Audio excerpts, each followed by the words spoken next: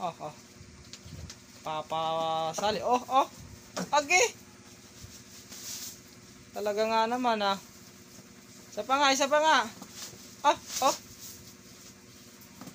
Aga. Talaga ah. Sige nga, isa pa. Oh, lulundag pa, lulundag. Agi. Magpapalakas ng buto mga ka-farming.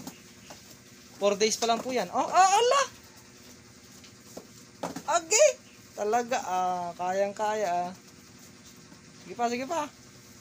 Pasali ah. Agi! So yun mga ka-farming, galing tayo sa bukid. Ayan po, kumuha tayo ng damo na ipapakain ho natin mamayang gabi. So may pagkain sila mamayang gabi. Ang oras po natin ngayon alas 5 na po ng hapon. Ay, at dito lagay ko muna dito. Alas 5 na ho ng hapon at nasa bukid pa ho sila. Hindi ko na muna sila iuwi kasi yun, mainit pa naman. Mainit pa ho, alas 5 na pero mainit pa. At magpapakain tayo. So yun mga ka-farming, sa mga baguhan dito sa aking YouTube channel, subscribe kayo kung ngayon lang kayo napadpad dito. At welcome na welcome po kayo dito sa aking munting kulungan. At sa mga datihan na, maraming salamat pa rin ho sa inyo. Mag-intro muna tayo mga ka-farming. Kuya Don TV.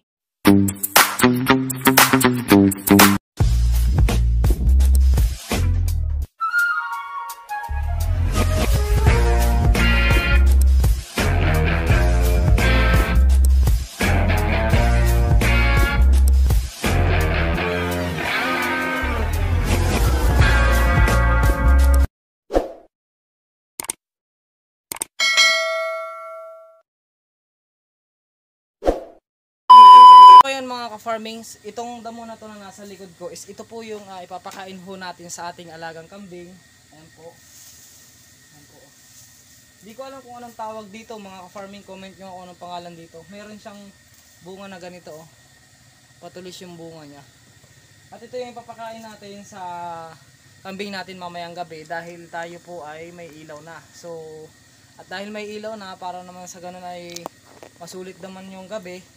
Anytime, kahit anong oras, pwede silang kumain mga ka-farming. So ito yung ipapakain natin. Ito ho talaga yung mga ipinapakain ko. Last month, doon sa pinagsakatiyan ko, doon ko kinuha to at ngayon ang lalaki na nila. So meron po tayo talagang pinagkukuhanan nito. At doon ko kinuha yun ngayon mga ka-farming. So ito, maglilinis lang tayo ng pakainan nila. At ang naiwan lang dito ay yung dalawa. Ito pong bisero natin ay naiwan po dahil nasa bukid pa ho sila tagpi. So lilinisin lang po natin at lalagyan na po natin ng damo para pagka umuwi po yung kambing natin ay diretso kain na ho sila. So ito po, alisin lang ho natin yung damo. Nandito dito. Maglilinis lang po tayo. Lilinisin lang po natin. Wala po yung nanay nyo, nasa bukid pa. Alisin lang po natin itong ipil-ipil. Pero itong ipil-ipil na ito mga ka-farming, hindi ko ito itatapon. Papakain ko ito doon sa mga kambing natin.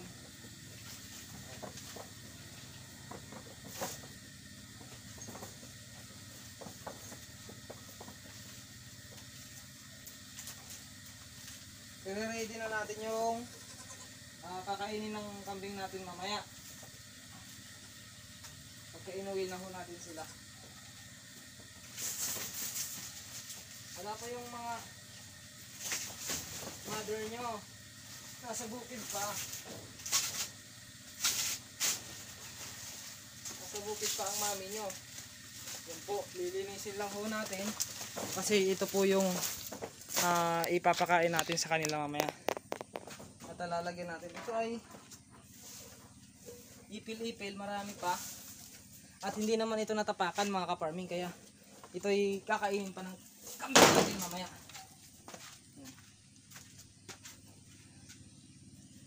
Lalagay lang tayo ng damo dito para may kainin sila.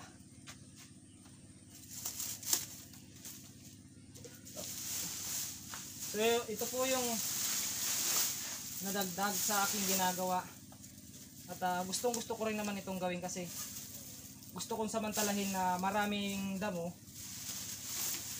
Ay siyempre pag maraming damo, dapat marami tayong ibigay ng pagkain nila para hindi sila pumayat.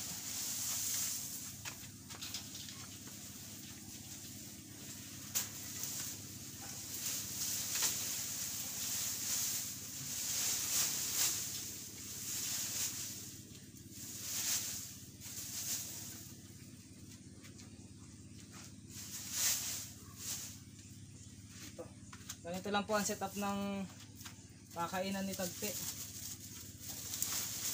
Yan po. Tatayo lang ho natin.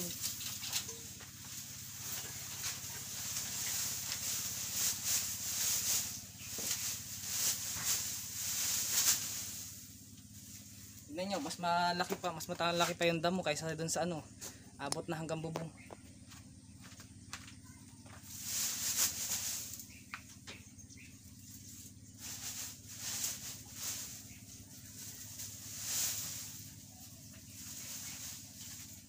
So ganito ko po kamahal ang aking mga alaga. Ay syempre, marami naman damo. So walang reason para tipirin natin sila mga ka-farming. Kahit sabihin natin na may pinagpapastulan tayo, walang reason para gutumin natin sila.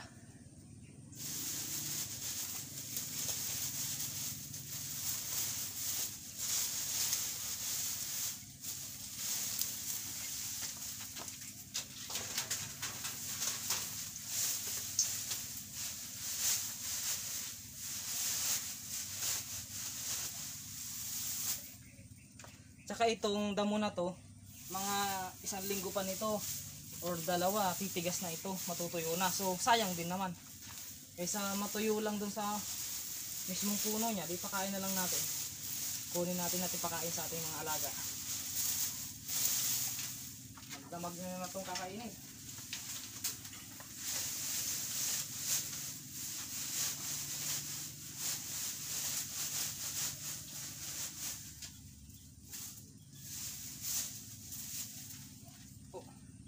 At itong natitira ay ilalagay na rin natin doon sa sa kabila. Ito ho. Ilalagay na rin ho natin. Sila natin yung camera. Po, lalagay na rin ho natin din eh. Para lang sa ganun naman ay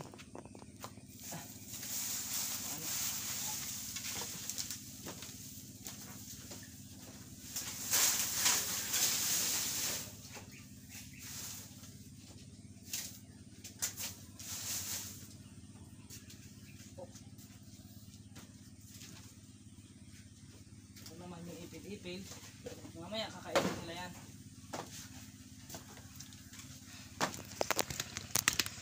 So ito lang mga ka-farming. Tignan nyo mga ka-farming. Ang ganda ng damo. At dito mamaya tutulay din naman yung mga kambing ko na yan.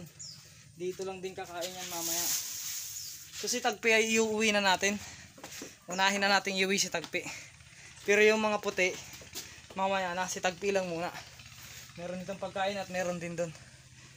Pero si Tagpi iuwi na natin dahil dito ay sulit na sila dito. Sulit na dyan si Tagpi. At kukunin na natin siya dito sa baba mga ka-farming. Samahan nyo ako rito sa baba dahil iuwi na natin si Tagpi. Si Tagpi lang po iuwi natin dahil marami naman po yung damo na nakuha natin. Ayan po. Pero yung mga puti, mamaya pa yun. Mamaya pa natin sila iuwi. Ayun pa sila oh. Busy pa sila dun. Ayan sila. Ayan oh. Dito naman ay marami naman ditong pagkain kung tutuusin. Ayan oh, maraming damo. Pero ang purpose kasi nun, kaya bakit ko, ayun oh, nakahiga naman na si Tagpi. Nakahiga na si Tagpi kaya iuwi na rin natin si Tagpi. Ayan oh. Pe. Tara na. Tara na. Tara na. Ayan, nakahiga si Tagpi. Sayang lang din naman yung oras. Iuwi na natin si Tagpi. So yun mga ka-farming. Si Tagpi ay iuwi na po natin mga ka-farming. Yan po. Si Tagpi lang dahil yung mga kasama niya ay nandoon. At naka pre-range naman yun. Kahit mamaya na, kahit medyo madilim-dilim na natin iuwi yung kasamahan nito, okay lang. Ito lang si Tagpi kasi magpapadede pa si Tagpi. Tara na dito Tagpi. Kasi marami ka nang pagkain dito sa taas eh. Yan po. Saan mo? Marami ka nang pagkain dito.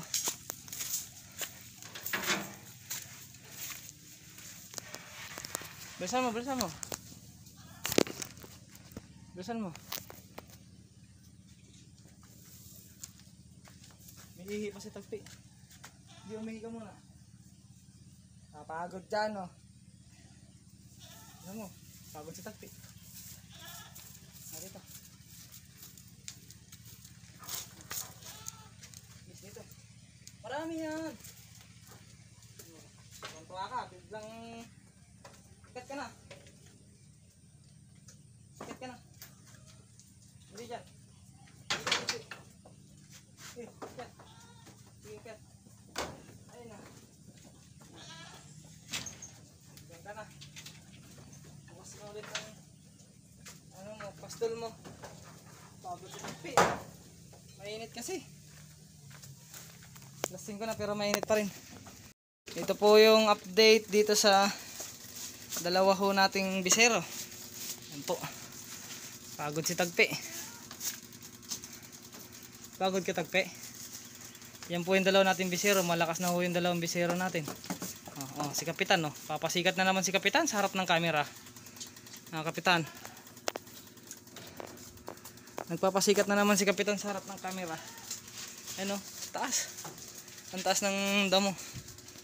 Yan po. Yan po ang ating paghahanda. Yan po. Ito po ay ipil-ipil kakainin ng ating mga kambing. At nandoon pa ho sila. Ayun, no. Yun. Doon pa sila sa bukid. Huwag naman natin silang kunin. Yan, meron din si Buntis. At ito po yan mga kaparming. Yan po talaga purpose niyan.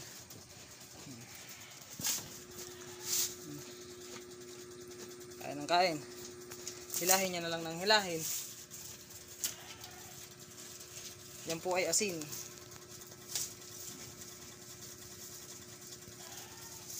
Kahit si Kuana. Ito yung nakain ni Tagpi. Makabawi ka na dyan Tagpi. Dede na naman tong dalawa.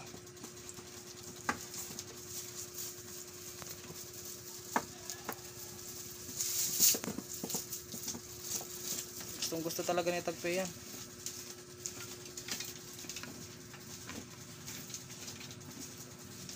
Kaya naman kainin. Sana halata naman na natutuwa siya dito sa kinuha natin.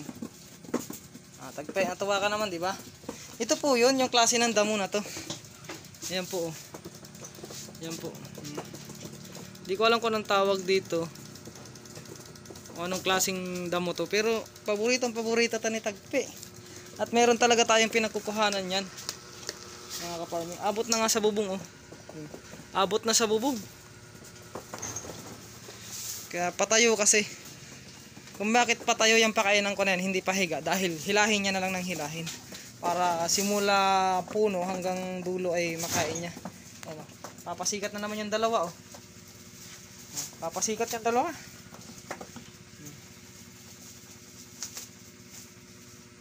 Papasikat na naman yung dalawa. Malakas na si Milky at si Kapitan. 4 days pa lang po yan mga kaparming. 4 days. Tingnan nyo naman, ho. Nag-aaral na akong kumain. Yan po. Sana ay makuha nila yung tamang laki nila. Oh. Papasali. Agi. Talaga nga naman, ah. Isa pa nga. Aga. Talaga, ah. Sige nga, isa pa. Lulundag pa. Agi. Magpapalakas ng buto mga kaparming. 4 days pa lang po yan. Allah. Agi. Talaga, kayang-kaya, ah. Sige pa. Pasali ah. Agi! Hira usog. Oh, di ba? Tantawa sila. Yan po. 4 days. 4 days pa lang po sila mga ka-farming. Yan lang mga ka-farming, nakita nyo na papasikat talaga yung kambing natin. At mamaya ipupunta rin ako sa bukid. Magpapahinga mo lang muna ako saglit dahil pagod pa tayo. Alas 5 na at nagdamo tayo. So ito po yung pinapakain natin sa kanila. Ayan po. Yan po yung pinapakain ko sa kanila. At pagod pa tayo. At pag medyo nakapagpahinga na ako at medyo wala na yung araw, palubog na, saka ho natin ipapastol. Ipapastol ko ho pa ho sila bago ko sila iuwi. So ganun po. Madalas po inaabot na po ako ng dilim kahit dito lang malapit sa aking bukirin. Dito sa bukid. Inaabot na po ng dilim sa pag-uwi dahil sinusulit ko ho talaga na maraming damo para makuha nila yung taba dahil darating na naman ang summer para mayroon silang ipayat. Eka nga. Kasi hindi naman araw-araw ay Pasko para sa kanila. So ngayon dahil maraming damo, bigay natin yung best natin na ipakain yung mga gusto nilang damo mga ka-farming. So hanggang dito na lang mga ka-farming at sana natuwa ka na naman sa aking video. Palakas talaga ng buto to. Yan mga ka-farming, hanggang dito na lang at peace out sa ating lahat.